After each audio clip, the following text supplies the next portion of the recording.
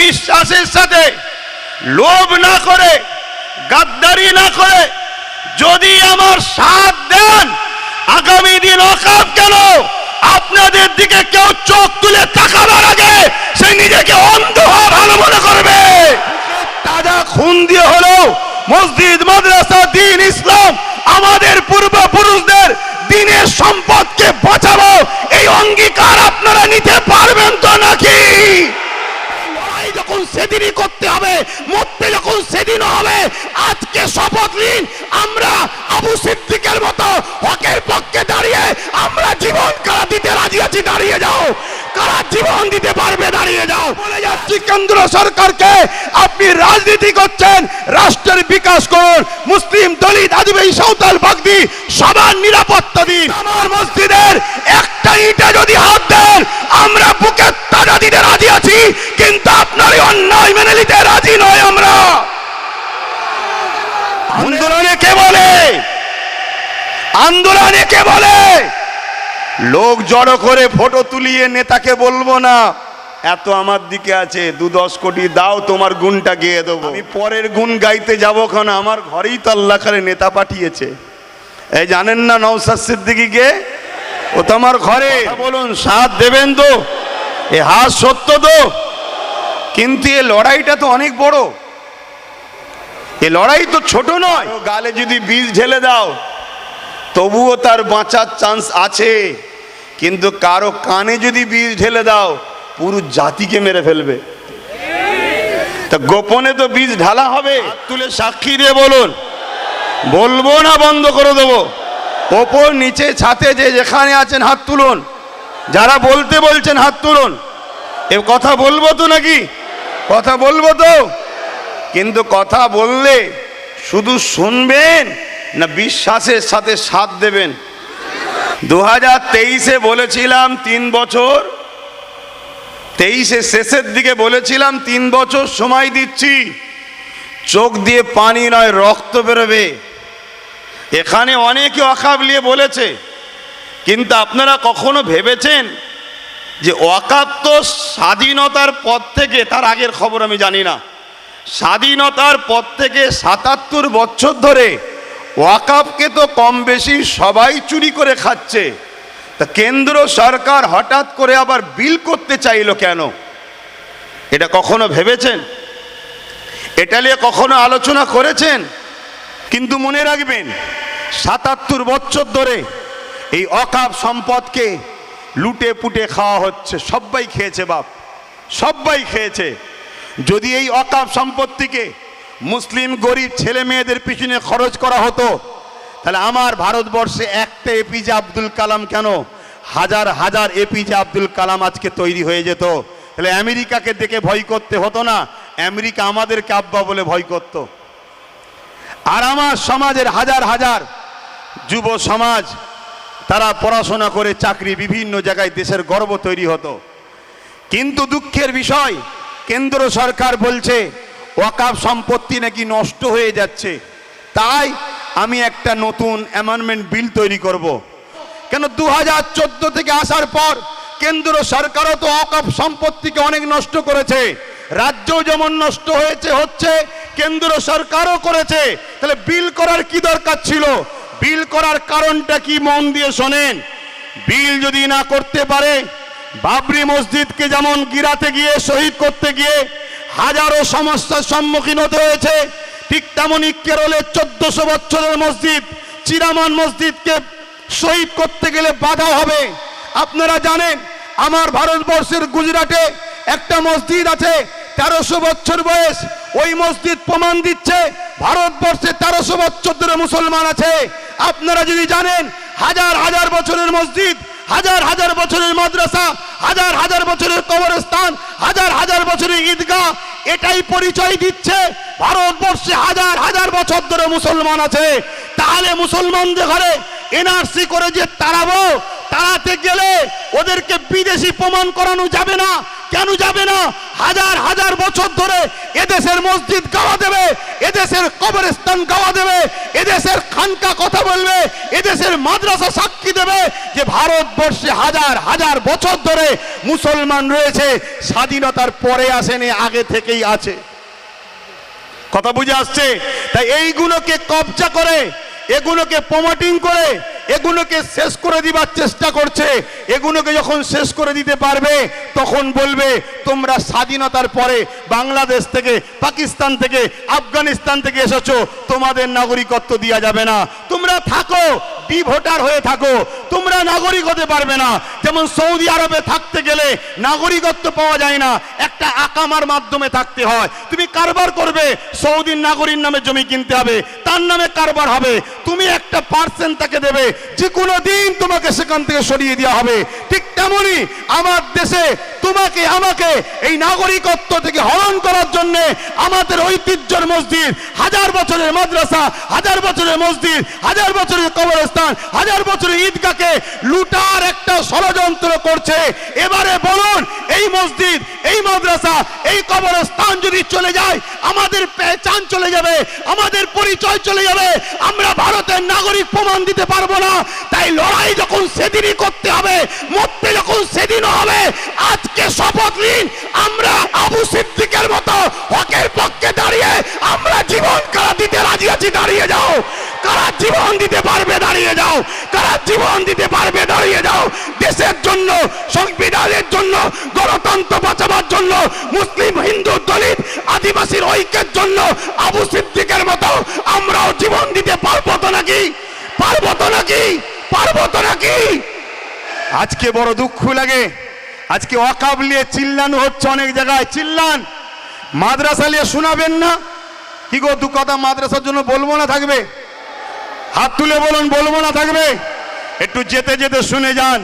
কেন্দ্র সরকার মাদ্রাসাকে, মসজিদকে, কবরস্থানকে পুরো দখল করে নিতে চাইছে, এটা অন্যায়। এর বিরুদ্ধে যেমন লড়তে হবে দায়িত্ব, ঠিক তেমনি রাজ্য সরকার বড় প্ল্যান করে মাদ্রাসাকে শেষ করে দিচ্ছে। তার একটা ছোট্ট নমুনা হলো আপনাদের এই মাদ্রাসা। কেন্দ্র সরকার যেমন মাদ্রাসা দুশ্মন, রাজ্য সরকারও মাদ্রাসার ক্ষতি করছে না, করে নে?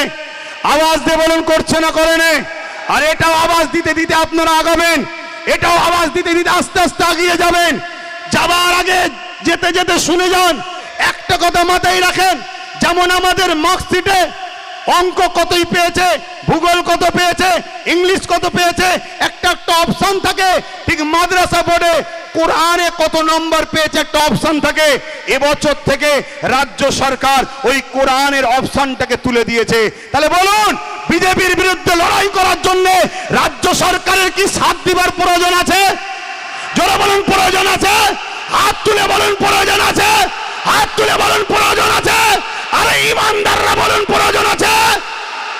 আপনারা যদি বিশ্বাসের সাথে, লোভ না করে, গাদ্দারি না করে যদি আমার সাথ দেন, আগামী দিন ওয়াকাফ কেন আপনাদের দিকে কেউ চোখ তুলে তাকাবার আগে সে নিজেকে অন্ধ হওয়া ভালো মনে করবে।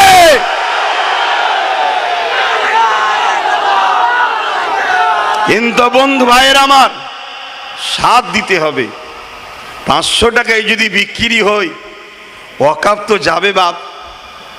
2 কেজি তেল, 1 কেজি চাল, আলু পেঁয়াজই যদি বিক্রি হয়ে যায়, তাহলে ওয়াকাফ তো যাবে। এখন তো ওয়াকাফ যাচ্ছে, একটু অপেক্ষা করুন না, ওয়াকাফটা গেলে কি ভয়ানক পরিস্থিতি হবে সেটা শুনুন। আশা করছি এ বিষয়ে কেউ এখানে আলোচনা করেনি, কেন এত আলোচনা হচ্ছে আমি দেখছি। এই আলোচনা কোনো এক জায়গায় যেন কারো বিরুদ্ধে কারো পক্ষে হচ্ছে, কিন্তু আজকের আলোচনা অবশ্যই জালিমের বিরুদ্ধে, আল্লাহ রসুলের পক্ষে আমরা আলোচনা করতে এসেছি, এখানে কোনো সন্দেহ নাই। তাই মনে রাখবেন, সাথ দেবেন তো নাকি? কথা বলুন, সাথ দেবেন তো? এ হাত সত্য তো? কিন্তু এ লড়াইটা তো অনেক বড়, এ লড়াই তো ছোট নয়। কেন আমরা 2-5টা মুখ, আর আমার বিরুদ্ধে 2-5 লাখ মুখ। আমি আজ বুঝিয়ে যাব, কালকে 2-5 লক্ষ মুখ, চারিদিকে কানে গুজুর গুজুর গুজুর গুজুর করবে। কারো গালে যদি বিষ ঢেলে দাও তবুও তার বাঁচার চান্স আছে, কিন্তু কারো কানে যদি বিষ ঢেলে দাও পুরো জাতিকে মেরে ফেলবে। তা গোপনে তো বীজ ঢালা হবে।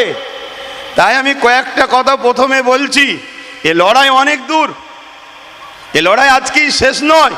আজ সেই ইমানি ধারালি আমিও বলে যাচ্ছি, আপনারা যদি আমার সাথ দেন, আপনারা যদি আমার সাথ দেন, দিবার মতো যদি দেন, ইনশাআল্লাহ সমস্ত কিছু আমরা ফিরে পাবো। যারা আপনাদের দিকে তাকাবে জুলুমের নজরে, অন্যায় নজরে, হিংসার নজরে, খতম করার নজরে, সংবিধানের দ্বারা তাদের ভাবতে বাধ্য করব যে আমার তাকানোটা ভুল হয়েছে, তার আগে অন্ধ হলে মনে হয় ভালো ছিল। এই লড়াই আজকে শেষ নয়। আপনাকে প্রয়োজন হলে সব ত্যাগ করতে হবে। আমরা রাজপথ ঘিরে রাখবো, বুকে তাজা খুন দিয়ে হলো মসজিদ, মাদ্রাসা, দ্বীন, ইসলাম, আমাদের পূর্বপুরুষদের দ্বীনের সম্পদকে বাঁচাবো। এই অঙ্গীকার আপনারা নিতে পারবেন তো নাকি? আন্দোলনে কে বলে? আন্দোলনে কে বলে? লোক জড়ো করে ফটো তুলিয়ে নেতাকে বলবো না এত আমার দিকে আছে, 2-10 কোটি দাও, তোমার গুণটা গেয়ে দেবো। ও ছেলে আব্বাস সিদ্দিকী নয়। আমি পরের গুণ গাইতে যাবো, কারণ আমার ঘরেই তো আল্লাহ খালি নেতা পাঠিয়েছে।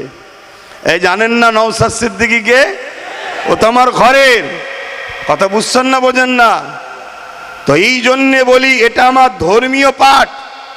রাজনীতি যারা করছে করেন, রাষ্ট্র সেবা, রাষ্ট্রবাসীর সেবা করতে নেমেছেন করুন, কিন্তু পাওয়ারের জোরে যদি আপনি আমার ধর্মের উপরে আঘাত দিতে চান, কেন্দ্র সরকারের জন্য কয়েকটা ঘটনা সোশ্যাল মিডিয়ার মাধ্যমে বলি।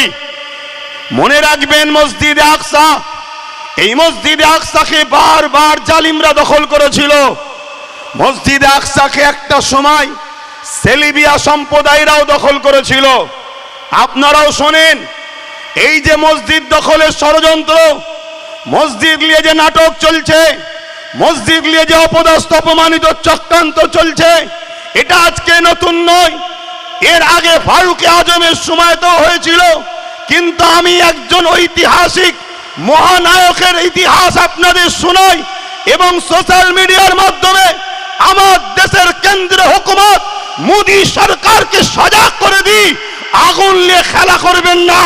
অনেক দলিত মেরেছেন, অনেক আদিবাসী মেরেছেন, আজও মণিপুরে আদিবাসী সম্প্রদায়কে পুড়িয়ে পুড়িয়ে মারছেন। আজও বিভিন্ন জায়গায় ট্রেনে, বাসে, হকারে নিরীহ মুসলমানগুলোকে মারছেন। আমরা সব বরদাস্ত করে নিয়েছি, কিন্তু আমার মসজিদের একটা ইটে যদি হাত দেন আমরা বুকে তাজা দিতে রাজি আছি, কিন্তু আপনার অন্যায় মেনে নিতে রাজি নয় আমরা। মনে রাখবেন, সংগ্রাম আমাদের হবে, এ লড়াই আমাদের হবে। বন্ধু আমার শুনে রেখে দেন, ওই 12,000-এর মোকাবেলায় 4 লক্ষ শুধু হারেনে, জবানা জব্দ হয়ে গেছে। আজও বলে যাচ্ছি কেন্দ্র সরকারকে, আপনি রাজনীতি করছেন, রাষ্ট্রের বিকাশ করুন। মুসলিম, দলিত, আদিবাসী, সাঁওতাল, বাগদি সবার নিরাপত্তা দিন। আজকে আপনারা জানেন 2019 থেকে 2021-এর মধ্যে আমার ভারতবর্ষের 10 লক্ষর উপরে মেয়ে গায়েব হয়ে গেছে। গায়েব শুনছেন তো নাকি? 10 লক্ষর উপরে মেয়ে নিখোঁজ, তার মধ্যে গুজরাটে সব থেকে বেশি। আজকে আপনি রাজনীতি করছেন, দেশের প্রধান হয়েছেন, আপনি নারীদের সুরক্ষা দিতে পারছেন না, আপনি নারীদের হিফাজত করতে পারছেন না। আজকেই দেখলাম খবরে, পোর্টালে দেখছিলাম, আমার কাছে ছবি সার্চ করে রেখে দিয়েছি, কেন প্রমাণ রাখতে হয়। আসামে কেন্দ্র সরকার রয়েছে তো নাকি বিজেপি সরকার? তো বলুন বলুন, আসামে কি সরকার? কেন্দ্র সরকার, বিজেপি সরকারের লোক। আনন্দবাজার অনলাইনের মধ্যে ছেপেছে কি, আসামে দুর্গা মন্দিরের মধ্যে গণধর্ষণ করেছে একজন কিশোরীকে, সেই কিশোরী নিখোঁজ। আরে আপনি দেশ চালাচ্ছেন, বেটিদের নিরাপত্তা দিতে পারছেন না।